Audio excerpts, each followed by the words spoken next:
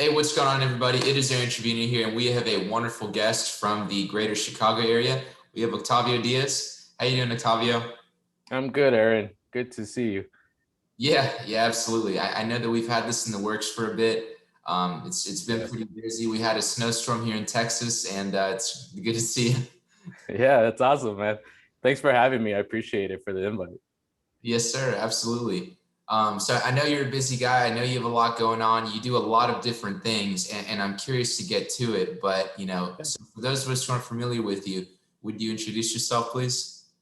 absolutely. Thank you, man. So what I'm gonna keep it short, kind of expedite the first part of my life. I've been in 10 years in restaurants, mostly quick service restaurants.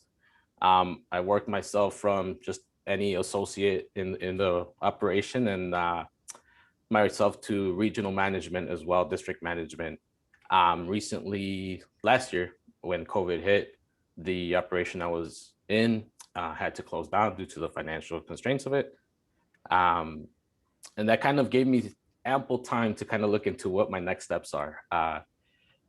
The one thing that I have focused on is looking at from one income stream to diversifying where income comes from, because that's where I was. That's what I knew. It was very comfortable. It was great. I was in a great situation, and then things just happen, right? So from then on, I did the whole listening to podcasts, reading books, kind of researching online. You go to YouTube University and you take it from there, and you're going down this rabbit hole, right? You definitely learn a lot. There's a lot of information out there, and just kind of filtering what's important to you, what can relate to is the best thing you can do for yourself. Kind of thinking of what you're gonna, how you want to live, and what kind of lifestyle you want to have. There's definitely different avenues, and whatever resonates for you is what's going to be the important factor there. So I did that. I looking at the Chicago market. I'm from here, born and raised. So why not invest in something that you already know, right?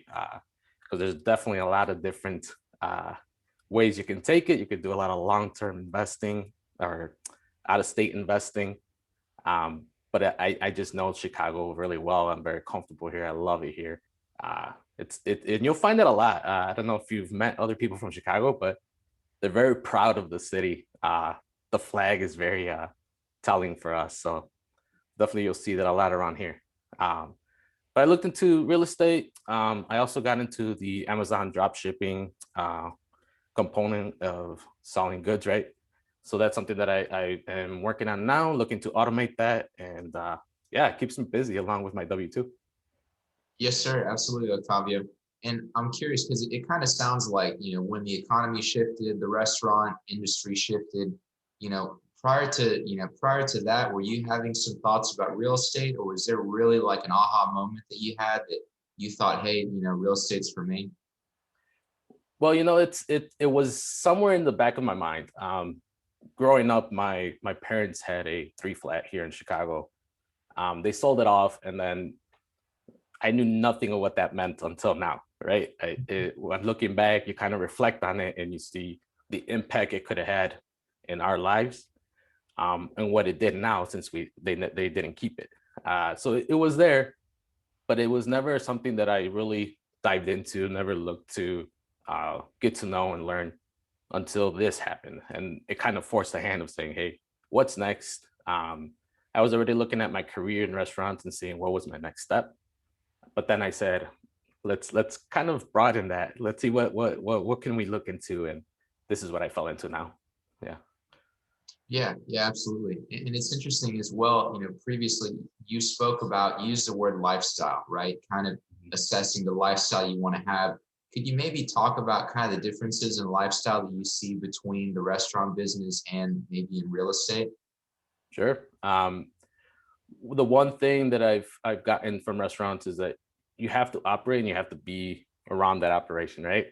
Uh, with food, you have to be there every day, hours on end.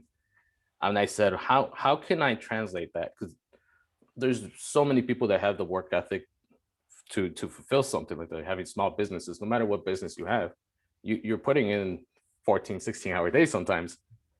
Why not translate it into something that can give it right back to you, give you that time back? So this is a vehicle that I'm choosing.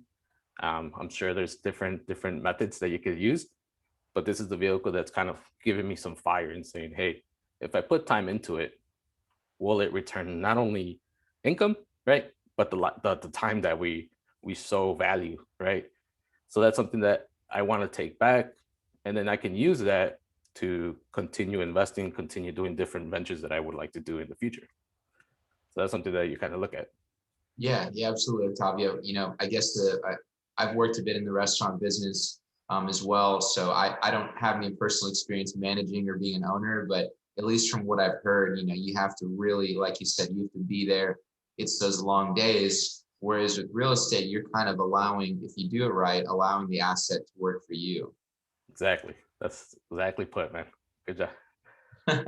No, it's interesting how you're able to kind of have that perspective and kind of take that work ethic that you have in the restaurant business and apply it to something new. Yeah, man. And you have to realize that the commodity here is time, right?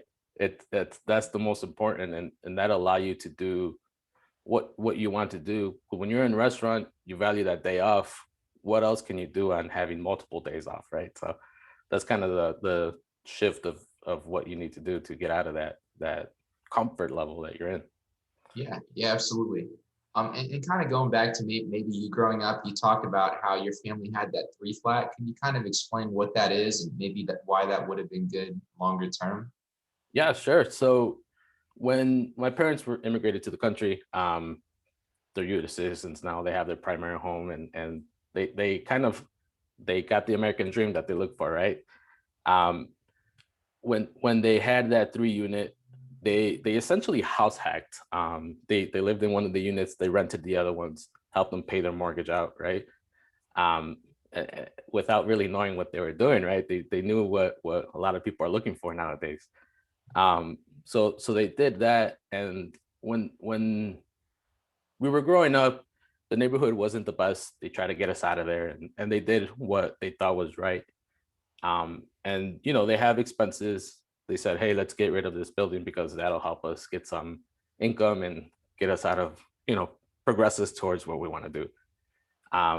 If they would have kept it, bite the bullet, take some of that expense on, right? Some of that struggle.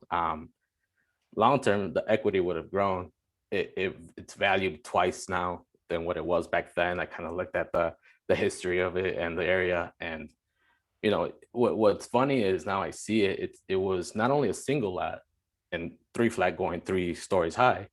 It was a double lot space for a new construction, so it's still prime for something else there. So you have all this potential in that property, and the area is growing now. It's not as bad as the neighborhood as it was then, and it's just becoming this place that where you can diversify even more. Yeah, So no, absolutely. It's one of those things, right? That like everything is hindsight in 2020, right? yeah, 2020 hindsight. there you go.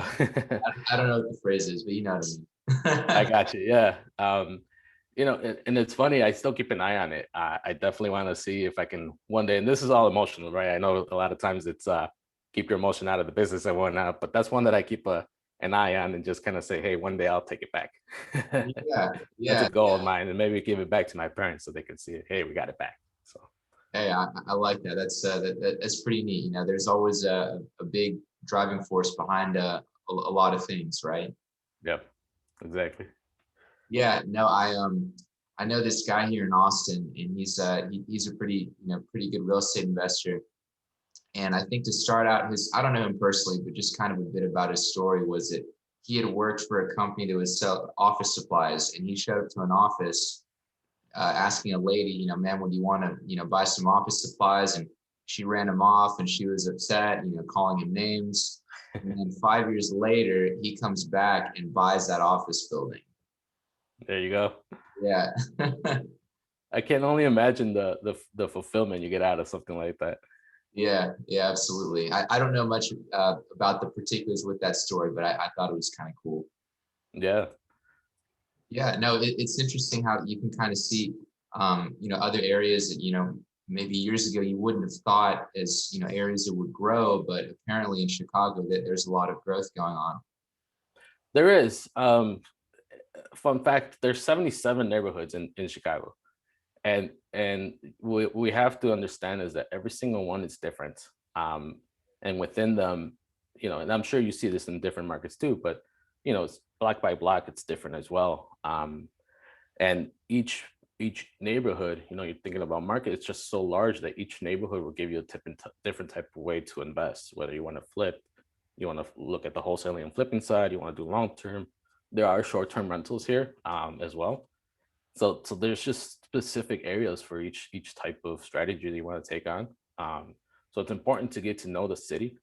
The city continues to be something that I don't know if anybody knows this, but Chicago's in the top 15 economic global area that it should be taken as seriously as New York and LA, right? Those are markets that are huge and people would love to be in. Chicago's right there. It's people are looking for cash flow. There's plenty of places to live for cash flow here.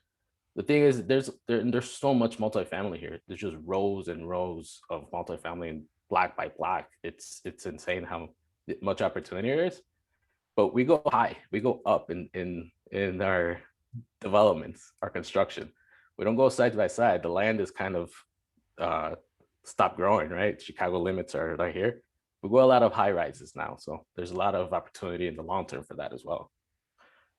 Yeah, fair enough. It's kind of interesting seeing the different nuances between cities, right? Because, I was just in Houston last weekend. I mean, sure, Houston has tall buildings, but for the most part, everything's built out, the city is spreading out, whereas you're saying Chicago is going up. Yeah. And a lot of people think Chicago, but they also have the surrounding suburbs, and we can go into all that. It's a whole different conversation right there. Each suburb and town has their own type of ordinances and whatnot. They like to, the county that we're in, Cook County, there's a Chicago County, Cook County, and then suburb Cook County, and you have to learn what the ordinances are there, especially if you're managing tenants. There's these strict laws around that, and getting familiar with that is going to make or break you. It's like a 3-page document, and you have to know the ins and outs of that, because I'll tell you this, the tenants here know all about it. Yeah, absolutely. I guess that's kind of the difference between, maybe having a landlord versus tenant friendly state. Yeah, 100%. A lot of people think about Indiana right across the border too. A lot of folks like to go and invest around these areas, whether it's the northwest side of Indiana, right? Hammond, Gary, and then you look at south suburbs. Those are the areas a lot of people like to come into when they're coming out of state, like California. Sure thing, sure thing. And I'm curious as well, I mean, we all know that Chicago is a major player. It's a huge city, big metroplex. Could you kind of describe maybe the layout of the city and kind of where people tend to live? Sure. The higher ranking neighborhoods would say the north side of Chicago. We got northwest suburbs. Those are the higher price points, higher demand for these buildings that we've talked about, the multifamily, small multifamily. You have higher class tenants, if you will, higher quality tenants, more likely to pay and whatnot. So that north side is very lucrative. It's a higher entry, right? The expectation there is to have a higher income level and whatnot. You go into the south side, it's quite the opposite. It becomes a lower class building, lower class area, lower class tenant. So the entry there is a little lower. Looking at the west side and southwest side, it's a little bit of a mix. So you're looking at a C areas, B areas, but there is portions within these south and west sides where it's like, hey, be very careful when you're looking into these areas, because they're definitely not even, I would classify them lower than D if you can, right? And those really go block by block or half block by half block, because there's different corridors that are starting to develop. And I'll take Inglewood here, for example. There's the 63rd Street area in that neighborhood, which is okay to invest in within half mile. After that, you don't want to go into those areas. It's just not the right place. West Side is similar. You have the Austin neighborhood, North Lawndale neighborhood, and they have that kind of similar vibe. So you definitely have to be careful when you're looking at, especially coming outside of the state or outside of the city, and you want to invest in Chicago. You have to know these. You have to know what corridors are the best. Finding that realtor that knows this stuff is going to be your best friend, because it's not easy to learn this right away. Yeah, absolutely. Like anything else, if you're coming from another market, maybe you're coming from another part of town, like you said, you're going to have to know someone there. You're going to have to know the city ordinances, right? Exactly. Yeah, that's gonna, like I said mentioned earlier, it's gonna make or break you. It can really, it could definitely ruin or deviate your whole career that you had in mind, or investing strategy that you had in mind. But there's very lucrative areas. You can look at, like I said, the north side is definitely one of the easier places. You just have a higher barrier to get through. You're looking at the southwest side of the city. You have a lot of residential areas where you can find. And then you're looking at the western suburbs and southwest suburbs. That's kind of where I'm kind of gauging in. There's different parts of the city, and then the western suburbs. You're looking at towns like Cicero, Berwyn. They're just outside of the city limits. It's a little friendlier to the landlord. Not too friendly, right? But still a little friendlier to the landlord than Chicago. Then you're looking at pretty good C plus B minus markets. Kind of, in my opinion, is kind of like the sweet spot.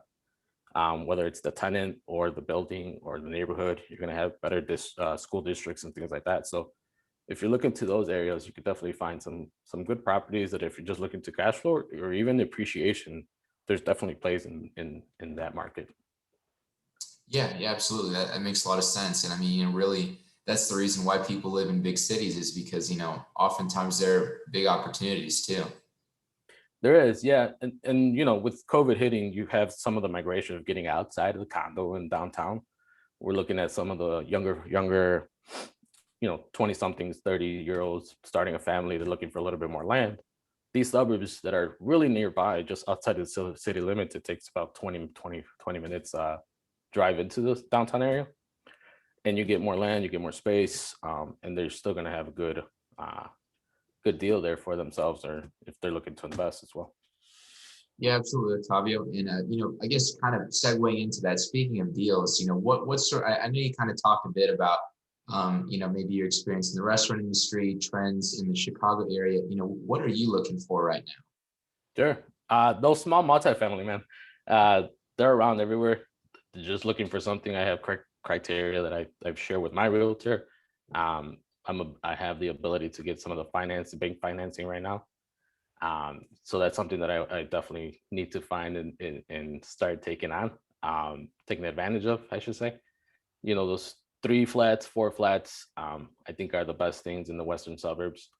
I'm also looking in different specific neighborhoods in the city of Chicago that are similar, 3 flat, 4 flats. And then you just kind of see what works, because the cash flow that you might get from the suburbs is a little different from the city, and the way the tax, right? I'm not even getting too much into that, but taxes in the city versus the suburbs are a little different. And I'm sure, as everybody may know, Chicago has one of the highest tax rates in the country. So for sure. Yeah, no, absolutely. And I'm curious as well, because you kind of talked about the property that your parents owned. You kind of talked about a 3 or 4 flat. What is it about that number, that 3 or 4 flat, that's maybe better than 1 or 20? You'll find more opportunity to bring your profit, right? If you're looking at just for strictly cash flow, which is something that I'm searching for, you'll most likely get it in those 3 or 4s. Primaries, you're probably not going to get it. You'll have to definitely be a long-term play there for something to come back. A duplex is not going to do much here, just because of the higher purchase prices that we have, and considering the rent, it's just not gonna happen. It's possible. I'm not gonna say no, but it's a little harder, and you have more opportunity in the 3s and 4s. It's a very common building here in Chicagoland area, the 3s and the 4s. Sure, absolutely. I guess like anything else, you kind of have to, make your own strategy based on, not number one, your margins, right? And then number 2, really what makes sense. And you're making it sound like the 3 and 4s are a bit better. I would say so. Works for me. Yeah. Yeah, absolutely. So, you kind of mentioned having your realtor out there. Mhm. What role is a realtor playing, for you? Yes, I mean, she's definitely hunting down what's coming in the market, what's new. We have the issue of low inventory, which causes the higher demand, right? So these 3 and 4s are in high demand whenever it does come up. So she specializes in the areas that we're looking at, that I want to look at. So I'm hoping that she gives me the deal before the deal even comes onto the market, right? So uh, once that happens, I think she's an aggressive realtor. She's definitely working every day. She's available all day, every day, and she knows the approach that I'm taking as an investor instead of just your primary home. She knows I have a long-term play in these, so she definitely understands, and we have different good communication that I've looked for, right? Being available all day, every day is something that's sometimes necessary. And being able to, when there's showings happening with my job, since I'm tied to being at the restaurant, she's able to FaceTime and use the technology that we have today and take advantage of all that. So yeah, Yeah, absolutely. I guess at the end of the day, it's all about getting, someone who's, compatible to your goals, right? Because you kind of have your own goals and having someone there with you to help along the way. for sure. Yeah. Yeah, absolutely. So I guess the idea is, she identifies those properties for you. You go in, you do the rehab, what's next? What's kind of the long-term play? Yeah. So going back to restaurants again, the hours that you put into, I just keep thinking, I'm comfortable operating.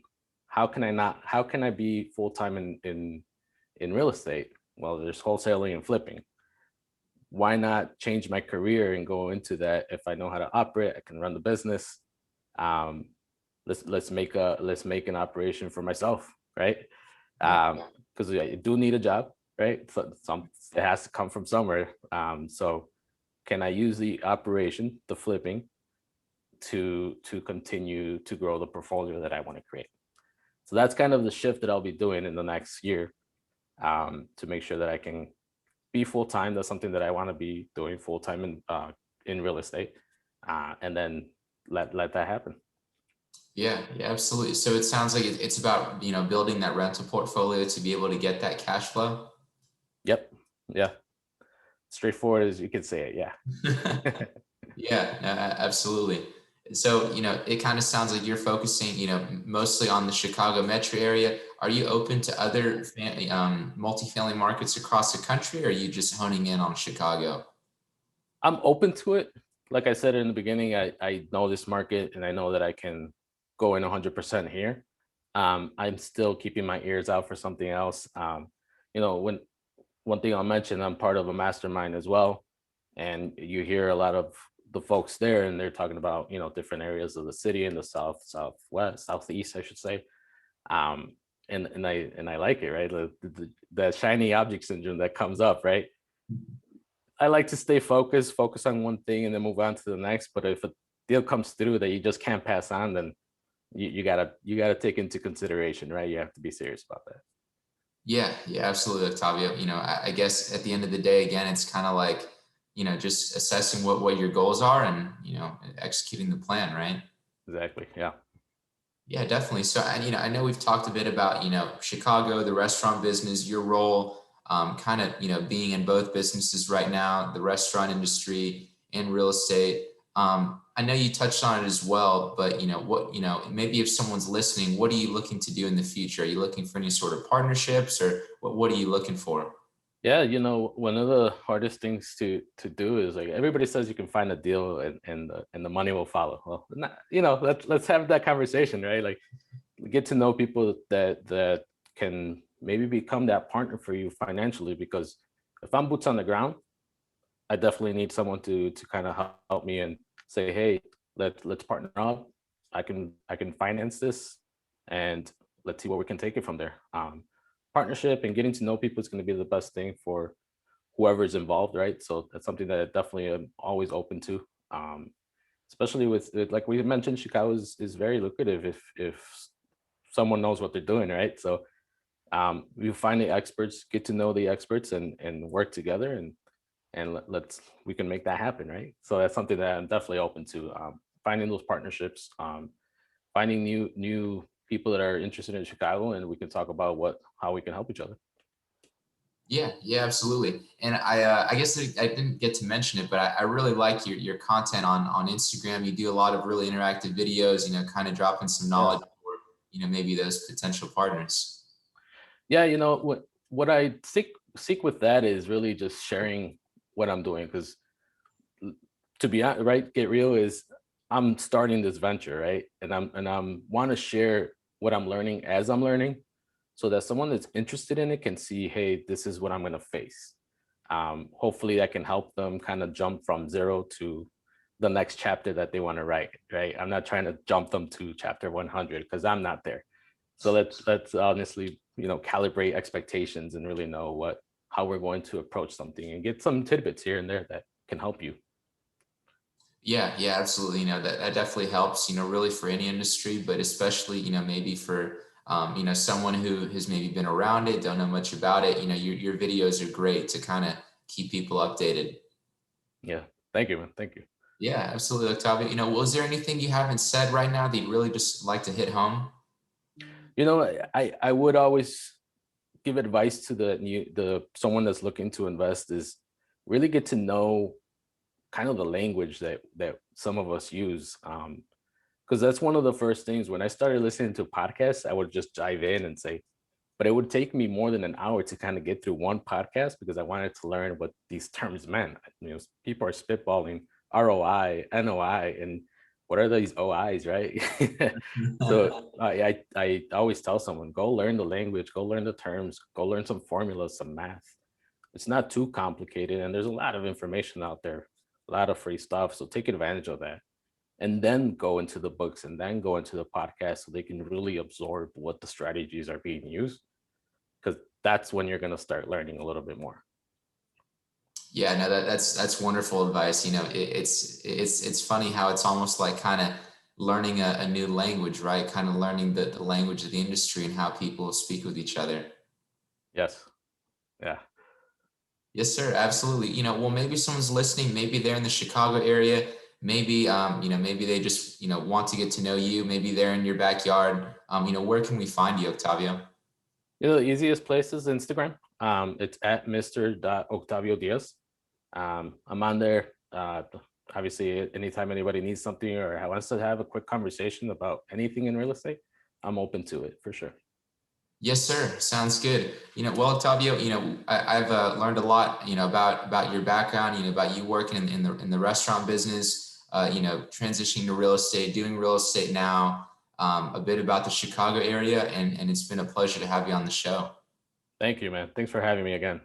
All right, we'll talk to you soon. Thanks.